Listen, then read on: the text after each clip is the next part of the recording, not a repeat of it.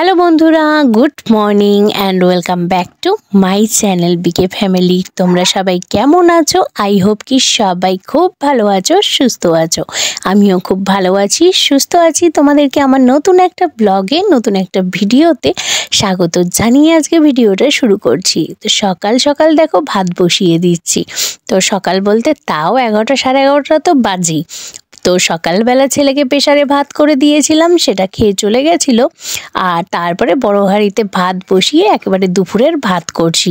তো গরম কিন্তু ভালোই পড়ে গেছে। আর আমাদের গোলাপ গাছের দেখো গোলাপ ফুল ফুটছে, আসলে কুড়ি হয়েছে। দেখো একটা ডালের মধ্যে 5টা 6টা 7টা মতো কুড়ি। তো এই যে জানলার সামনে দিয়ে ঘর দিয়ে এখন কিন্তু প্রচুর রোদ্দুর, আর গরমে তো এখন টেকাই যাবে না, অসহ্যকর পুরো রোদ্দুর। আমি কি দেখাচ্ছি বলো তো? আমার পায়ের আংটিটা দেখাচ্ছি। তোমরা শর্ট ভিডিওতে দেখেই নিয়েছো, সামনেই অ্যানিভার্সারি আসছে, তাই তোমাদের দাদা ভাইয়ের কাছ থেকে এইটা নিলাম গিফট অ্যাডভান্স হিসাবে। তো অ্যানিভার্সারি ব্লগও সামনে দেব, এখনও দেরি আছে, অনেকটা দিন দেরিই আছে। এইখানে দেখো আমাদের রকস্টার, এটা কিন্তু বিশাল বড়, মানে প্রত্যেকটা মেয়ের জীবনে একটা স্বপ্ন থাকে যে অনেক বড় একটা টেডি বিয়ার নেওয়ার। তো এই স্বপ্নটা আমার ছিল না, আমার ছেলের ছিল, যার জন্য পুরো বড় একখানা টেডি বিয়ার দিয়েছি। আর এখানে দেখো ওইটা একটা জন্মদিনে দিয়েছিলাম। ডাল সোমবারা দিচ্ছি, আজকে কুমড়ো দিয়ে ডাল রান্না হবে। তো কুমড়োগুলো তোমাদের দাদাভাই কেটেছে, তাই এরকমভাবে কেটেছে। একটু চৌকো চৌকো করে কাটলে মনে হয় বেশি ভালো হতো।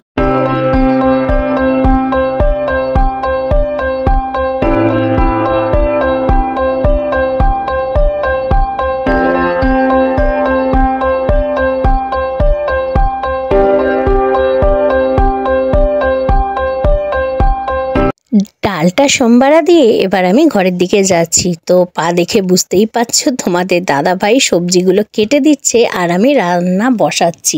কারণ একা হাতে কুটে কাটে নিয়ে গুছাতে অনেকটা সময় লেগে যায়। আর আমার জায়গা যেহেতু একদমই শর্ট, ঘরে জায়গা নেই, আর রান্নাঘর তো নেই, ওখানটা কোনো রকম চালা করে ওখানটা রান্না করি, ওখানে বসে তো কিছু কাটাকুটি করতেই পারবো না। তাই একদিক দিয়ে কেটে কুটে একদিক দিয়ে রান্না বসাতে হয়। এখানে দেখো কিছু মুসুরির ডাল ভিজিয়ে রেখেছি, পুঁই শাক করবো। আর তোমাদের দাদাভাই নিয়ে এসছে হচ্ছে ইলিশ মাছ। ইলিশ মাছের গন্ধে দেখো তো আমাদের সোনা বাবা একদম পুরো পাগল হয়ে যাচ্ছে। ইলিশ মাছের গন্ধ ওদের মানে কি বলবো, বিড়াল এত ভালো খায়। আর এইখানে রয়েছে চিংড়ি মাছ, ওইটাও এনেছি। চিংড়ি মাছ আর ইলিশ মাছ নিয়ে এসে এবার দেখো ডালটা আমি পুরো সোমবারা দিয়ে সাতলে নিয়ে বাটিতে করে নিয়ে এবার ঘরে চলে যাব। তো ভাত তো তখন বসিয়েছিলাম, ভাত কিন্তু আমার হয়ে গেছে। এবার ডালটা আস্তে আস্তে নিয়ে যাচ্ছি ঘরে। কুমড়ো দিয়ে ধনেপাতা দিয়ে ডাল খেতে কারা কারা ভালোবাসো অবশ্যই কিন্তু কমেন্ট করে জানিও। আমি ডাল হলে ধনেপাতা দিয়ে খেতেই বেশি ভালোবাসি। আসলে ধনেপাতা খেতেই খুব ভালোবাসি, যে কোনো তরকারিতে একটু ধনেপাতা দিলে আমার খুব ভালো লাগে। আর এই যে রুই মাছটা আগের দিন একটা গোটা রুই মাছ এনেছিলাম, সেটা তোমাদের ভিডিওতে শেয়ার করেছি। তো সেই রুই মাছেরই দেখো মাথা রয়েছে, মাছগুলো রয়েছে। তো মাছগুলো আমি নেব না, মাথাটা শুধু নেব। পুঁই শাক করছি, তোমাদের দাদাভাই বলল রুই মাছের মাথাটা দিয়ে পুঁই শাক করতে। ইলিশ মাছের মাথাটা ছিল, সেটা দিলেও হতে, কিন্তু ইলিশ মাছের মাথা দিয়ে খাবে হচ্ছে কচুর শাক। তো মাথা খেতে আমি খুব ভালোবাসি, আর মাথা দিয়ে মুড়ি ঘন্ট খেতেও ভালোবাসি। আগের দিনে এইটুকু ব্লগ শ্যুট করে আমার স্টোরেজ পুরো ফুল হয়ে গেছিলো। চলে আসলাম পরের দিন সকালবেলা। গুড মর্নিং আবারও তোমাদেরকে জানালাম, কারণ হচ্ছে আগের প্রচুর ভিডিও জমে গেছে, আর সেই ভিডিওগুলো এডিট করে পাবলিশ আমি এখনও করতে পারছি না, যার জন্য আমার কিন্তু পুরো স্টোরেজ ফুল হয়ে গেছে। আসলে লাইভ চালাচ্ছি রাত্রিবেলা, নাইট লাইভ, ওই জন্য মানে সময় পাচ্ছি না। তোমাদের দাদাভাইয়ের বাইকটা দেখাচ্ছি, এখন বাইকটা কিন্তু একদমই চালায়।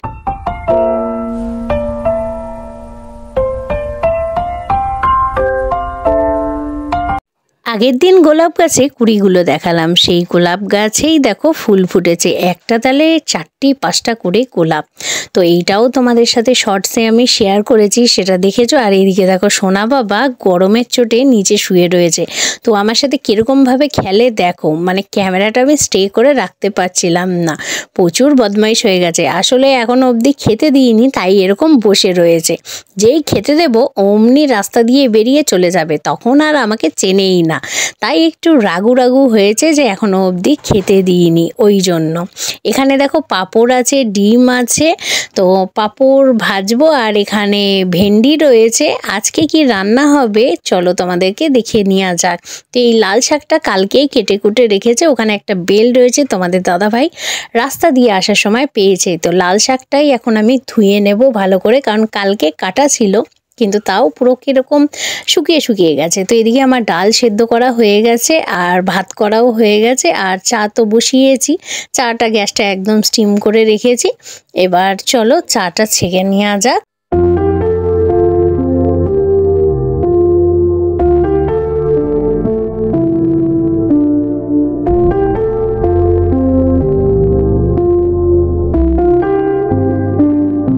চা হয়ে গেছে, এবার চা নিয়ে ঘরে যাচ্ছি। তো এই কাপগুলো অনেক দিন আগে কিনেছিলাম, কাপগুলো আমি ইউজ করি না। তো এদিকে আমি চলে এসেছি কলে। তো দেখো এখানে আমি কলের মধ্যে কি লাগিয়েছি, এটা 20 টাকা দিয়ে কিনেছি, পুরো শাওয়ারের মতো জল পড়ে।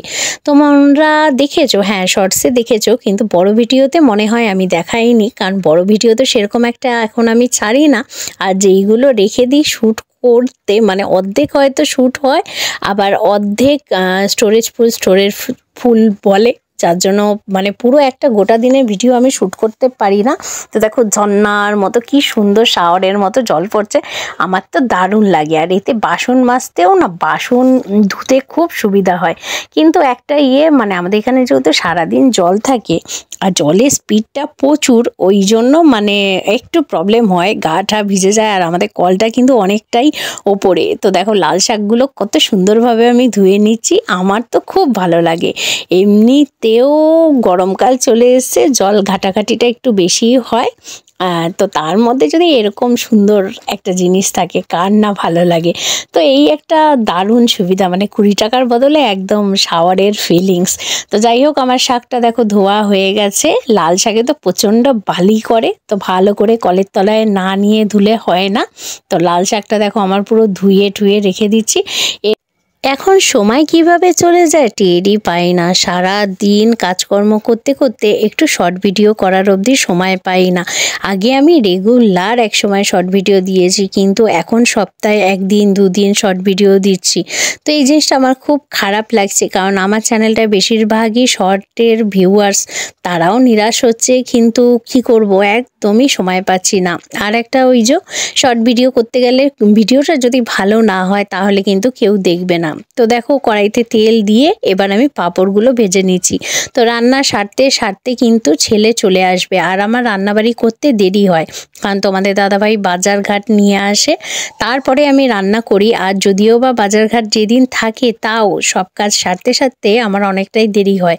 আর সকালবেলা আমি উঠি কিন্তু অনেকটা দেরিতে, 9টা 9:30, কারণ আমাদের শুতে শুতে 2:30 3টে মতো বেজে যায়। তোমাদের দাদা ভাইয়ের রাত্রিবেলা অবধি ভাড়া থাকে, রেস্টুরেন্টের ভাড়া থাকে, আর শেফদের স্টাফদের দিয়ে আসা নিয়ে আসা করার। তো সকালবেলা যায়, সেটাই রাত্রিবেলা নিয়ে আসে, ওদের 1টা 1:30 বেজে যায়। এবার তারপরে বাড়ি আসতে আসতে ধরো আরও প্যাসেঞ্জার থাকলে সেটা দিয়ে আসতে আরও সময় লেগে যায়।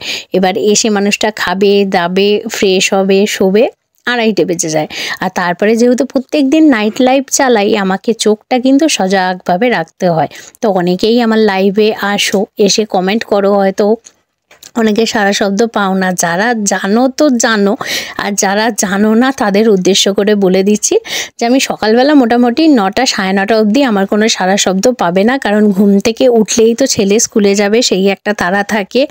আমার বিছানাপত্রগুলো তুলতে হয়, কারণ নিচেও একটা বিছানা হয়, সেই বিছানাটা তুলতে হয়, তারপর ঘরদোর পরিষ্কার করা, ছেলে খাবে যে ভাত করে দিতে হয়, ওই সারতে সারতে সময় চলে যায়, যার জন্য সেরকমভাবে একটা আমি তোমাদের সাথে কথা বলতে পারি না।